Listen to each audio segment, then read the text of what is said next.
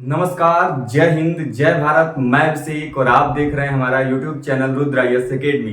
दोस्तों, एक बार फिर से आप सभी का हमारे इस YouTube चैनल पे हार्दिक स्वागत है। दोस्तों, आज के इस वीडियो में खास आपको दोस्तों ये बताने आए हैं कि यदि दोस्तों आप आर्कियोलॉजी यूजीसी नेट की तैयारी कर रहे हैं दोस्तों, तो इस तैयारी के दौरान दोस्तों आपको अपनी तैयारी को किस प्रकार से करना चाहिए और किन खास बातों को ध्यान में रखना चाहिए। दोस्तों, आए दिन लगातार आप दोस्तों कमेंट बॉक्स के माध्यम से, व्हाट्सएप ग्रुप के माध्यम से दोस्तों लगातार पूछते हैं कि सर इतने जिसमें डाटा हैं, इतने फैक्ट्स हैं, उनको कैसे पढ़ा जाए। दोस्तों, आज इसी वीडियो में खासकर हम आपको किन प्रकार से किन चीजों को आपको टैकल करना है, किन चीजों पे आपको ध्यान रखना है और किस प्रकार से आपको नोट्स बनाने हैं, हम उनके बारे में एक एक करके चर्चा करेंगे।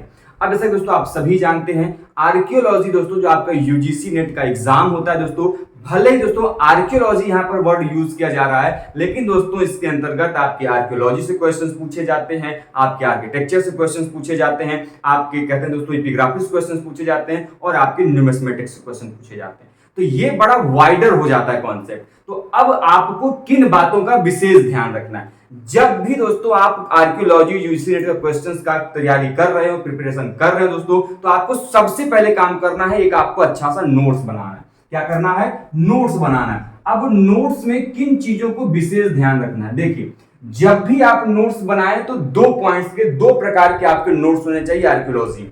कौन कौन से नोट? एक वो नोट जो वाइडर सेंस में, वाइडर सेंस का मतलब ये है, यदि मैंने कोई एक टॉपिक लिया, मान लीजिए हम आपको पढ़ा रहे हैं इंडस वैली सिविलाइजेशन। यदि आप इंडस वैली सिविलाइजेशन पढ़ रहे हैं तो आपको ध्यान होना चाहिए भैया इंडस वैली सिविलाइजेशन से संबंधित आपको सभी प्रकार की जो चीजें हैं वो आपको A to Z इंफॉर्मेशन, हर एक साइट किसके द्वारा एक्सक्यूवेट की गई, किस नदी के किनारे स्थित है, उनसे किस प्रकार के आर्कियोलॉजिकल रिमेन्स प्राप्त हुए, वो जो आर्कियोलॉजिकल रिमेन्स प्राप्त हुए किस कंडीशन में प्राप्त हुए, वो नदी तो है तो दाएं तट पर स्थित है, बाएं तट पर स्थित है। इतना यदि आप वाइडर सेंस में पढ़ रहे हैं तो आपका एक अच्छा नोट्स तैयार होगा। अब जब आपने ऐसे नोट्स को तैयार कर लिया तो आपकी जो क्वेश्चंस में असर्शंस एंड रीजन वाले क्वेश्चंस आते हैं वो कभी भी गलत नहीं होंगे, क्योंकि जो भी बच्चे का वाइडर सेंस कॉन्सेप्ट नोट्स तैयार कर लेता है तो उससे आने वाला कोई भी जो असर्शन एंड रीजन का क्वेश्चन होता है वो कभी भी गलत नहीं होता। कारण जैसे एग्जाम में पूछ लिया जाता है कि हड़प्पा जो पूरा स्थल है वो रावी नदी के दाएं तट पर स्थित है कि बाएं तट पर स्थित है। अब हमने क्या पढ़ा जनरल सेंस में, यदि हम आप होंगे जनरल सेंस में पढ़ेंगे तो क्या पढ़ेंगे कि हड़प्पा एक जो कि सिंधु घाटी सभ्यता का पूरा स्थल है, जिसको उसकी राजधानी के रूप में भी जानते हैं, वो रावी नदी के तट पर स्थित है। लेकिन एग्जाम में यदि पूछ दिया दाएं कि बाएं तो काम तो खत्म। तो वहां पर आपको क्या करना है, इसीलिए मैं बोल रहा हूं कि जब भी आर्कियोलॉजी में चीजों को पढ़ना है तो उनके सभी वाइडर सेंस कॉन्सेप्ट को पढ़ना है। और आर्कियोलॉजी में कोशिश ये करिए कि सभी फैक्ट्स को एक बुक से नहीं बल्कि अलग अलग वेरियस बुक से आप चीजों को जोड़ने का प्रयास करिए। एज एग्जांपल से मैं बात करता हूं, यदि आप किसी आर्कियोलॉजी को मान लीजिए पढ़ रहे हैं JN पांडे से, जयनारायण पांडे की किताब से, पुरातत्व विमर्श से आप आर्कियोलॉजी को पढ़ रहे हैं, तो आपको केवल वहीं तक सीमित नहीं रहना है। आपको ध्यान रखना है कि वो जो कॉन्टेक्ट वहां पर दिया हुआ है, जो आपको मटेरियल दिया हुआ थोड़े से ओल्डर मटेरियल है, आपको नए मटेरियल के लिए आपको उपिंदर सिंह, DK चक्रवर्ती, अन्य जो आर्कियोलॉजिस्ट की बुक्स हैं उनको आपको प्रीफर करना होगा। उनके मटेरियल को जयनारायण पांडे के साथ आपको क्या करना पड़ेगा, ऐड करना पड़ेगा। तब आपका जो नोट्स है वो रिसेंट डिस्कवरीज के साथ साथ जो ओल्डेस्ट डिस्कवरीज है उनको मिलकर एक अच्छा सा आपका नोट्स बनेगा।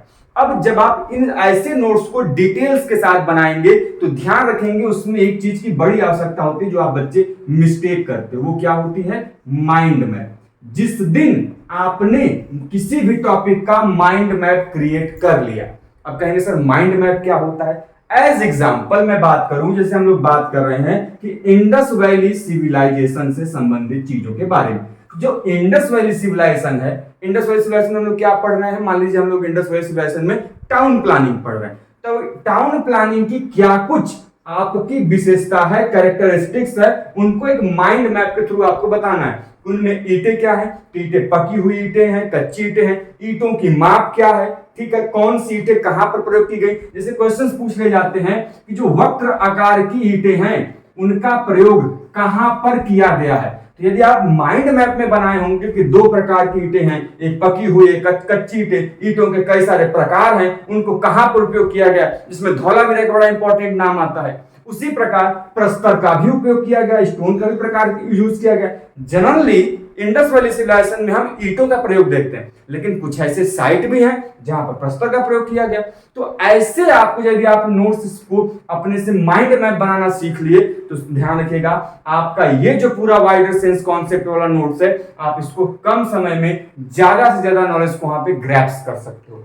अब जब आपने इस नोट्स को बना लिया, वाइडर कॉन्सेप्ट नोट्स को, तो अब आपके जो एग्जाम में सबसे ज्यादा इंपॉर्टेंट वो प्ले करेगा रोल, वो होगा बुलेट पॉइंट्स वाले नोट्स। क्या होंगे? बुलेट पॉइंट्स जो नोट्स होंगे वो बहुत इंपॉर्टेंट होते हैं। कारण क्या है कि अब आपने बहुत सारे क्वेश्चंस बना लिए इस वाले में चीजों में, रामायण महाभारत कथा लिख लिया। अब आपको क्या करना है? उसका सारांश लिखना है।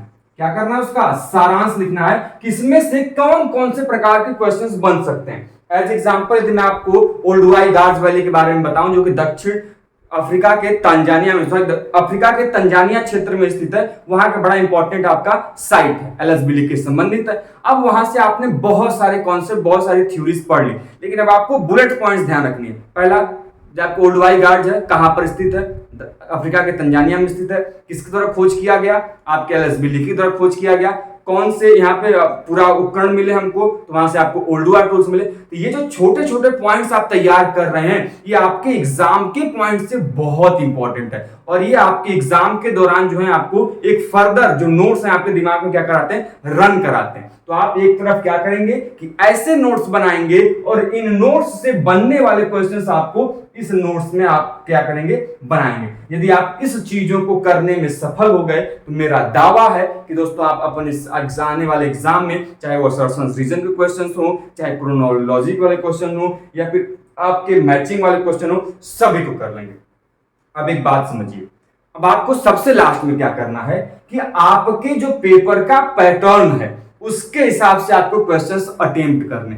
आपके एग्जाम में 4 प्रकार से क्वेश्चंस पूछे जाते हैं, 4 टाइप से आपके क्वेश्चंस पूछे जाते हैं। कौन कौन से? एक सीधे तौर पे निम्नलिखित में से यह किसने कहा था, कहां पाया गया पुरास्थल? सीधे तौर पे, इसमें कोई दिक्कत नहीं। जैसे आपको मैं प्रश्न पूछ दूं कि हड़प्पा पुरास्थल किस नदी के तट पर स्थित है, आपने बोल दिया सर रावी नदी, आंसर क्लियर हो गया।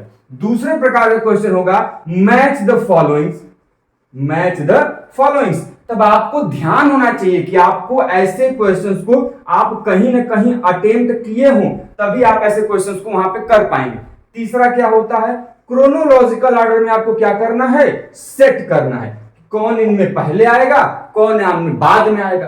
तो मेरे कहने का मतलब यह है, चाहे सिंपल क्वेश्चन आए, मैचिंग वाले क्वेश्चन आए, क्रोनोलॉजिकल वाले क्वेश्चन आए, या फिर आपके असर्शंस एंड रीजन वाले क्वेश्चन आए, तो कोई भी क्वेश्चन आता है तो आप इसको सॉल्व कैसे करेंगे? तो आप अपने से खुद से या तो ऐसे क्वेश्चंस को अटेम्प्ट करें, या फिर कहीं से भी ऐसे क्वेश्चंस को मॉक टेस्ट के रूप में, या फिर अन्य किसी माध्यम से, चाहे आप नेट का सहारा लीजिए, यूट्यूब का सहारा लीजिए, क्वेश्चंस पेपर के सहारे लीजिए। आपको जैसे कि आपको पता होना चाहिए कि आपके 2004 से लेकर 2022 तक का पेपर है। यदि आपने इसको सॉल्व किया है तो बहुत बढ़िया, नहीं तो हमारे चैनल के माध्यम से आप इसको जान सकते हैं। हमने इसको सॉल्व कराया है 2004 से लेकर 2022 तक का, चाहे जून का हो, दिसंबर का हो, चाहे किसी भी पेपर को, हमने हर A to Z question paper solve कराए इसी चैनल के माध्यम से। तो आपको इन चीजों को ध्यान रखना है कि आपको, यदि आप डिटेल में पढ़ रहे हैं और क्वेश्चंस को जिस प्रकार से एग्जाम में उसे आप अटेम्प्ट कर रहे हैं, तो मेरा दावा है कि आने वाले समय में आप ऐसे क्वेश्चंस कभी भी गलत नहीं करेंगे, और आपके एग्जाम में जो आपके मार्क्स आएंगे वो मोर देन इनफ आएंगे। तो अच्छे से पढ़िए, जहां पर किसी भी पॉइंट्स में कोई कंफ्यूजन आ रहा है, कोई गलती आ रही है दोस्तों, तो भी बताइए। वैसे दोस्तों मैं अपने पेड बैच के कोर्स में माइंड मैप कैसे बनाना है, ये नोट्स कैसे बनाना है, बुलेट पॉइंट्स नोट्स कैसे बनाना है, कौन से पॉइंट्स आपके एग्जाम में बेहद इंपॉर्टेंट है, किस पॉइंट्स को आपको स्किप करना है, सब कुछ दोस्तों हम अपने पेड बैच के बच्चों को हर समय बताते हैं। यदि आप भी ज्वाइन करना चाहते हैं दोस्तों, तो आप हमारे पेड बैच को ज्वाइन कर सकते हैं। चैनल का दिया गया नंबर, उस पर कॉल या मैसेज कीजिए, आपको सभी जानकारियां प्रोवाइड कराई जाएंगी। तो उम्मीद करते हैं दोस्तों कि किस प्रकार से आपको आर्कियोलॉजी दोस्तों तैयारी करनी है, किस प्रकार से किन चीजों पे फोकस करना है। ध्यान रहे दोस्तों, आप जब अभिलेख पढ़ रहे हो तो पूरे राजाओं के अभिलेख नहीं पढ़ने, सिलेबस उठाना है। जिन जिन राजाओं को मेंशन किया गया है उन पर आपको ज्यादा फोकस करना है, और ऐसा भी नहीं करना है कि बाकी को आप एकदम नेग्लेक्ट कर देंगे, नहीं भैया सिलेबस में नहीं है तो इससे नहीं पूछा जा सकता। एकदम गलती मत करिएगा। आपको जनरल कॉन्सेप्ट मैक्सिमम जितने भी पॉपुलर अभिलेख हैं उनको ध्यान में रखना पड़ेगा। जो आपके सिलेबस में दिया है उसको तो अच्छे से पढ़ना ही पढ़ना है, लेकिन जो जनरल कॉन्सेप्ट में आपके अभिलेख हैं जो आपके सिलेबस में नहीं दिया है उससे भी क्वेश्चंस बनते हैं, भले ही उसमें आपके सिलेबस में हो या न हो। ठीक है, पहली चीज। वैसे ही आपका कॉन्सेप्ट होता है न्यूमिस्मेटिक्स में। न्यूमिस्मेटिक्स में आपको दिया गया होगा स्पेसिफिक किस राजा के सिक्के को आपको सिलेबस के अनुसार पढ़ना है, लेकिन आपने कई बार देखा होगा कि उसके अलग से इतर से क्वेश्चन जो हैं आपके एग्जाम में आए। तो जो जनरल फेमस क्वेश्चंस हैं आप तो सिलेबस के पढ़ेंगे ही, उसके अलावा जो अन्य फेमस क्वेश्चंस हैं उनको भी आप पढ़ें। ऐसा न है कि उसको छोड़ दें, लेकिन यह भी नहीं करना है कि पूरी महाभारत रामायण कथा पूरे न्यूमिस्मेटिक्स को पढ़ के बैठ जाए, बाकी चीजें स्किप कर जाए। तो आपको क्या पढ़ना है क्या छोड़ना है इस चीज को आपको अच्छे से समझ में आना चाहिए, और जो ये समझ लिए तो काम आपका हो गया। तो भैया ये कुछ इंफॉर्मेशन थी, हमने आपको बताने का प्रयास किया। दोस्तों चैनल के माध्यम से जुड़े रहें, आपको आए दिन यहाँ पे आपको मॉक टेस्ट मिलेंगे, मॉडल पेपर्स मिलेंगे, लाइव क्लासेस मिलेंगी, उस लाइव क्लासेस के रिकॉर्डेड क्लासेस मिलेंगी, सभी कुछ आपको प्रोवाइड कराया जाएगा दोस्तों हमारे पेड बैच के माध्यम से। यदि आप भी जुड़ना चाहते हैं दोस्तों तो हमारे चैनल के माध्यम से जरूर जुड़े। मिलते हैं दोस्तों इस प्रकार के इन्फॉर्मेशन और वीडियो के साथ नेक्स्ट वीडियो में। तब तक दोस्तों स्वस्थ रहें, मस्त रहें। जय हिंद, जय भारत, हर हर महादेव।